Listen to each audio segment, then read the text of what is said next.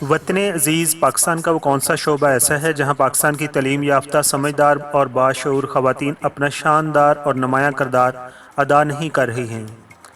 کسی بھی شعبہ حیات پر انگلی رکھیے، آپ کو پاکستانی خواتین اپنا مثبت اور تعمیری کردار ادا کرتی نظر آئیں گی۔ وہ سیاست ہو یا صحافت، عدلیہ ہو یا وکالت، کھیل کا میدان ہو یا خارجہ امور کی دنیا، تعلیم ہو یا ادبیات، آرٹ ہو، انٹرٹینمنٹ ہو یا بزنس، ہماری پاکستانی خواتین ہر جگہ بہادری، جرت اور محنت کے ساتھ اپنا آپ منوا رہی ہیں اور یہ ثابت کر رہی ہیں کہ وہ کسی سے بھی کم نہیں اور وہ کسی بھی طرح پاکستانی مردوں سے کم اور پیچھے نہیں۔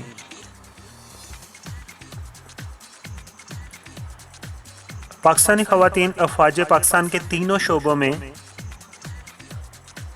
ایسا زبردست کردار ادا کرتی نظر آ رہی ہیں کہ انہوں نے اپنے ہم وطنوں کے ساتھ ساتھ دنیا بھر سے بھی داد سمیٹی ہے۔ پاکستان کی بری، بحری اور فضائی فوج میں آج ہمیں پاکستانی خواتین کا ایک نمایاں حصہ نظر آ رہا ہے۔ افواج پاکستان کے تینوں بازوؤں میں یعنی بری، بحری اور فضائی، اگر ان میں خواتین کی تعداد دیکھی جائے تو لگ بھگ وہ 4000 سے تجاوز کر چکی ہے، اور ہماری خواتین پاکستان کی مسلح افواج میں رینکنگ کے اعتبار سے بھی بلند عہدوں تک پہنچ چکی ہیں۔ خواتین کی افواج میں شمولیت کا آغاز محترمہ رنا لیاقت علی خان نے کیا، جو پاکستان کی پہلی خاتون اول تھیں، اور انہوں نے 1949 میں وومین نیشنل گارڈ کی بنیاد رکھی، جسے مناسب فوجی تربیت بھی دی گئی۔ محترمہ رنا Liaquat Ali Khan women national guard کی پہلی کنٹرولر تھیں اور انہیں اعزازی طور پر بریگیڈیئر کا عہدہ بھی دیا گیا۔ آج پاکستان اللہ کے فضل سے عالم اسلام کا واحد ملک ہے جہاں خواتین میجر جنرل کے بلند عہدوں تک پہنچ چکی۔ اس سے پاکستان کی انفرادیت بھی ثابت ہوتی ہے اور اس امر کا ثبوت بھی کہ پاکستان ایک ایسا فراخ الذہن اور وسیع القلب اسلامی ملک ہے جہاں عسکریات کی دنیا کے مشکل دروازے بھی خواتین پر پوری طرح سے کھلے ہوئے ہیں، اور یہ سب میرٹ، قابلیت اور لیاقت پر انحصار ہے۔ قائد اعظم محمد علی جناح نے پاکستانی خواتین سے خطاب جب کیا اور فرمایا تھا، انہوں نے مخاطب ہوتے ہوئے پاکستانی خواتین سے کہا تھا، پاکستانی خواتین کو جنگی تربیت لینے کے لیے ذہنی طور پر تیار ہو جانا چاہیے، اور اسلام قطعی طور پر یہ نہیں چاہتا کہ مسلمان عورتوں کو گھروں میں بند کر دیا جائے اور انہیں تازہ ہواؤں کے جھونکوں سے محروم کر دیا جائے۔ اسی لیے پاکستان آرمی کی تیسری خاتون میجر جنرل نگار جوہر ایک ویڈیو پیغام میں یہ کہتے ہوئے سنائی دیتی ہیں، پاکستان میرا وطن ہے، میں اس کی مٹی میں پیدا ہوئی ہوں اور یہیں پلی بڑی ہوں اور یہیں تعلیم حاصل کی ہے۔ میرا یقینی خیال ہے کہ عالم اسلام میں پاکستان کے مقابلے کا کوئی ملک نہیں ہے۔ یہ مسلمان ملک میں واحد ملک ہے جہاں کی فوج میں خواتین 2 اسٹار یا میجر جنرل کے رینک تک بھی جا پہنچی ہیں، اور یہ معمولی اعزاز نہیں ہے، یہ سب پاکستان کی عنایت، فراخ دلی اور بلند میرٹ کا معجزہ ہے۔ شاہدہ ملک، جی ہاں، شاہدہ ملک بھی ایسی ہی خوش قسمت اور باکمال پاکستانی خاتون ہیں جو افواج پاکستان میں میجر جنرل کے عہدے پر پہنچی ہیں۔ اس حوالے سے انہیں یہ اعزاز حاصل ہے کہ وہ پہلی پاکستانی خاتون ہیں جو پاکستان آرمی میں 2 اسٹار جنرل بنی، اس لیے انہیں لیڈی جنرل بھی کہا جاتا ہے، اور وہ افواج پاکستان میں 3.5 عشرے شاندار خدمات انجام دینے کے بعد ریٹائرڈ ہو چکی ہیں، اور ان کا تعلق کراچی سے ہے۔ شاہدہ ملک نے لاہور کے فاطمہ جناح میڈیکل کالج سے MBBS کیا اور 70 کے عشرے میں پاکستان آرمی کی میڈیکل کور میں شمولیت اختیار کی۔ ترقی کے مدارج طے کرتے ہوئے وہ نیشنل انسٹیٹیوٹ آف ہیلتھ کی سربراہ بھی رہیں اور پاک آرمی میڈیکل کور کی ڈپٹی کمانڈر بھی CMH اور آرمی میڈیکل کالج راولپنڈی میں اعلیٰ عہدوں پر فائز رہیں۔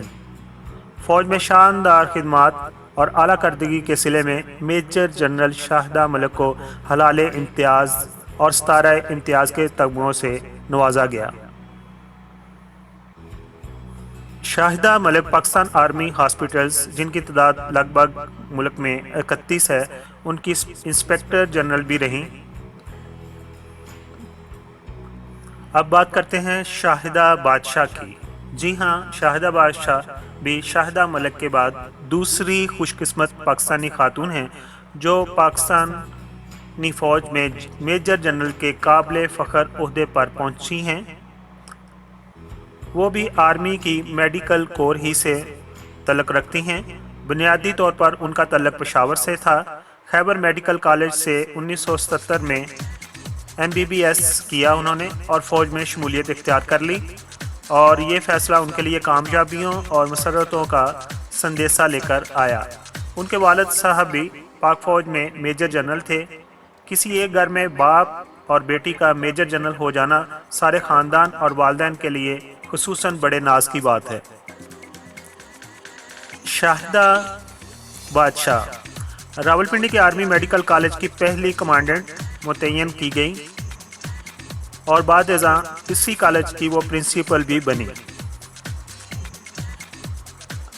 فوج میں اعلیٰ خدمات کی انجام دہی کی بنیاد پر میجر جنرل شاہدہ بادشاہ کو ہلال امتیاز بھی عطا کیا گیا اور ستارہ امتیاز بھی انہیں ملا۔ شاہدہ بادشاہ پاکستان میں 35 برس سروس کرنے کے بعد نہایت احترام عزت سے سبکدوش ہو چکی ہیں۔ اب ہم بات کرتے ہیں نگار جوہر کی۔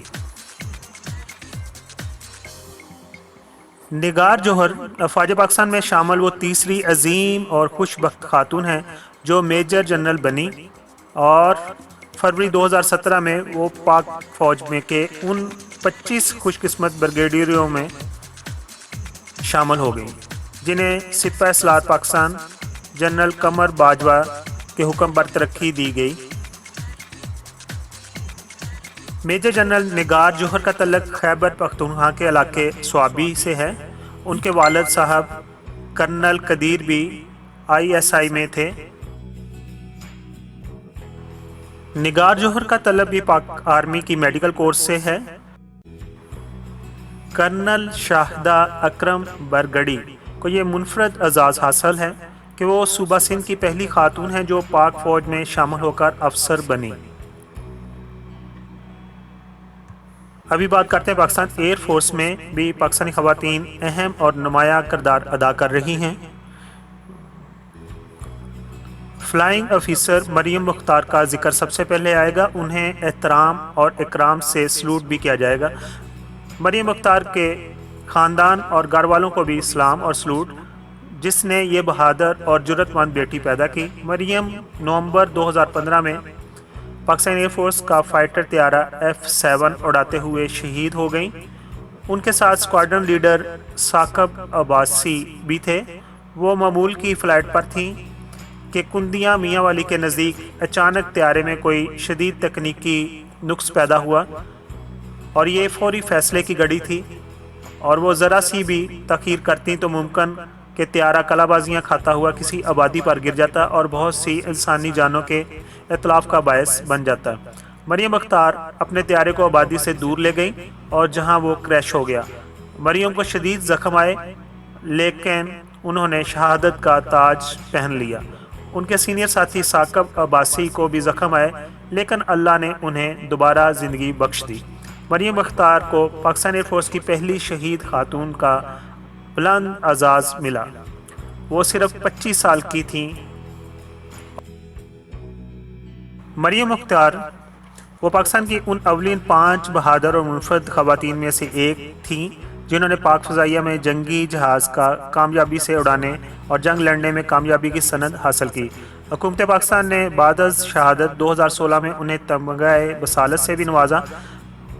پاکستان کے تیسرے بڑے شہر فیصل آباد میں گورنمنٹ کالج ویمن یونیورسٹی مدینہ ٹاؤن کے نزدیکی چوک کا نام شہید پائلٹ مریم مختار रख दिया गया। और ये काबिल तहसीन काम फैसलाबाद की सिटी गवर्नमेंट ने किया, जो इस बात का भी शानदार सबूत है कि हमारी कौम अपने शोहदा की कुर्बानियों को हमेशा याद रखती है। अब आखिर पर जिक्र करते हैं ज़किया जमाली का। ज़किया जमाली का तल्लक पाकिस्तान के सूबा बलूचिस्तान के ज़िला जाफराबाद से है। ज़किया जमाली ने पाकिस्तान नेवी में सब लेफ्टिनेंट भर्ती हुई और बड़ा नाम पैदा किया। उन्होंने एफएससी करने के बाद पाक फ़ज़ाइया में बतौर फाइटर पायलट इम्तहान दिया था, लेकिन उनको कामयाबी हासिल ना हुई क्योंकि उनका कद थोड़ा छोटा था। ज़किया जमाली, जिनके वालिद ग्रामी नियाज़ मोहम्मद जमाली ज़िला जाफराबाद के मशहूर माहिर तलीम भी रहे हैं। ज़किया जमाली ने हिम्मत नहीं हारी और उन्होंने तलीम जारी रखी। बलूचिस्तान यूनिवर्सिटी से उर्दू अदबियात में एमए किया और बाद बलूचिस्तान ही के एक इलाके ओस्ता मोहम्मद के हाई स्कूल में बतौर उर्दू टीचर मुलाजमत इख्तियार कर ली। और उसके बाद जब पाकिस्तान नेवी को एमए उर्दू नौजवानों की ज़रूरत पड़ी तो ज़किया जमाली ने जट से दरख्वास्त दी और उन्होंने पाकिस्तान नेवी को ज्वाइन कर लिया।